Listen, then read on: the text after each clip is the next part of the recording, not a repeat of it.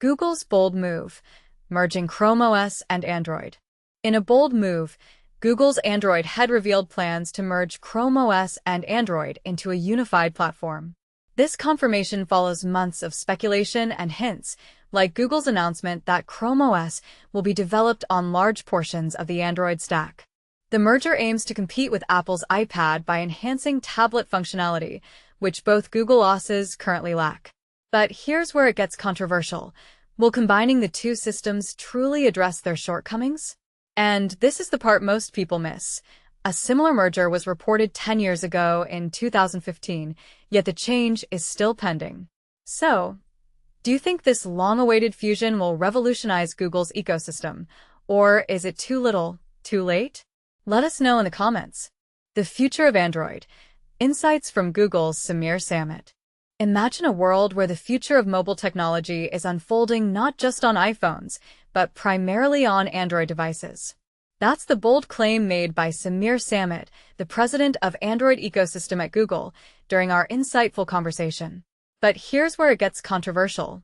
Samit wasn't questioning my allegiance to Apple products like my MacBook Pro or Apple Watch. Rather, he was genuinely curious about the apps I use and how I navigate my tech-laden lifestyle.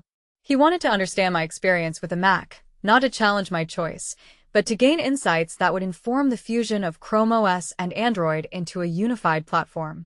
Samit, a seasoned 16-year Google veteran, shared that he's deeply interested in how people interact with their laptops today and what tasks they accomplish.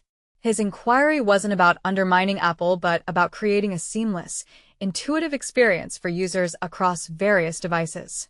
This conversation set the stage for an exploration of Android's recent developments, including Android 16, Gemini, and the advancements in extended reality. Android 16, unveiled at Google I/O 2025, introduces Material 3 Expressive, described by Samit as the platform's biggest design overhaul in years. This update enhances support for larger screens, improves animation fluidity, and offers extensive customization options. For instance, users can set a photo as their wallpaper and have its color palette seamlessly integrate into other apps like Gmail. Samit emphasized that the goal was to create a modern, user-friendly interface that remains familiar and avoids alienating users with sudden changes. One of the most significant changes in Android 16 is the accelerated release schedule, thanks to Google's modified development process, known as trunk stable. This approach ensures that manufacturers like Samsung receive the latest updates more closely aligned with their major product launches. As a result, the Samsung Galaxy Z Fold 7 was among the first devices to feature Android 16, showcasing the platform's potential. When discussing the decision between Android and iOS, Samit acknowledged the challenges of switching ecosystems.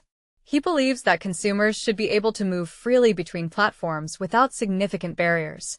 While both Apple and Google offer tools for transitioning, the complexity of transferring data and adapting to different ecosystems remains a hurdle.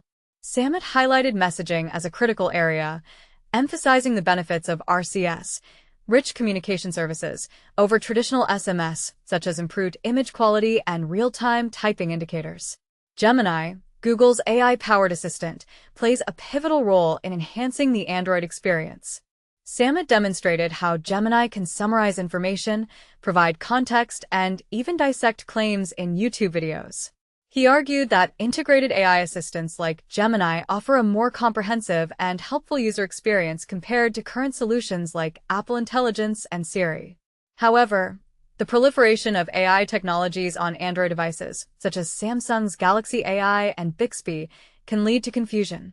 Samit clarified that Google focuses on two primary AI components: Circle to Search, a versatile search tool accessible via a long press, and Gemini, the best assistant available, activated by holding down a side key.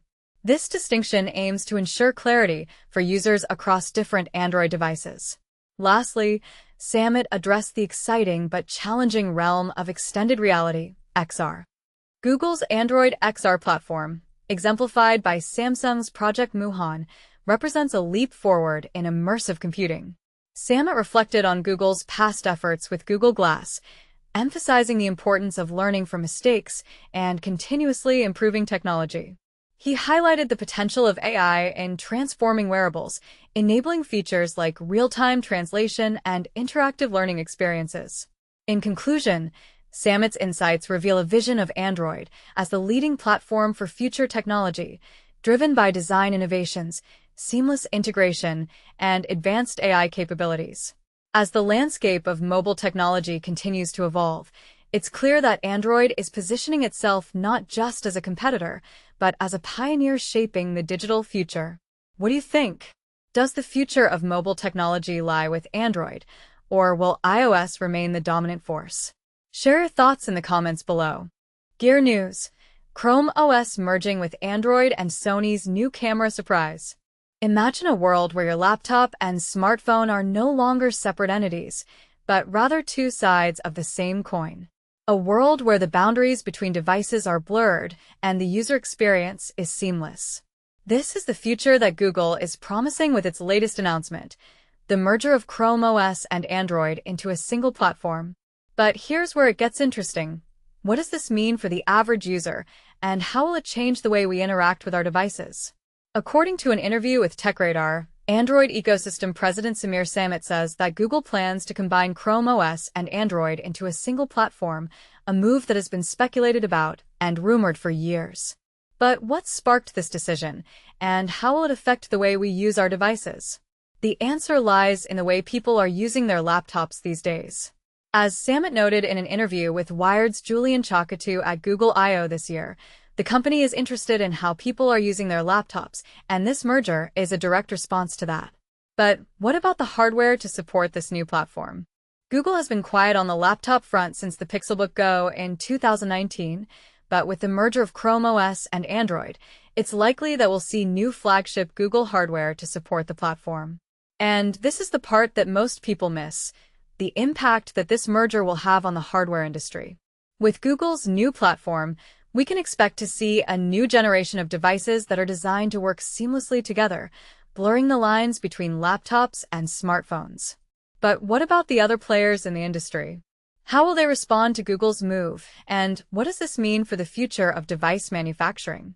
These are questions that we'll be exploring in the coming months, but for now, let's take a look at some of the other exciting developments in the world of tech.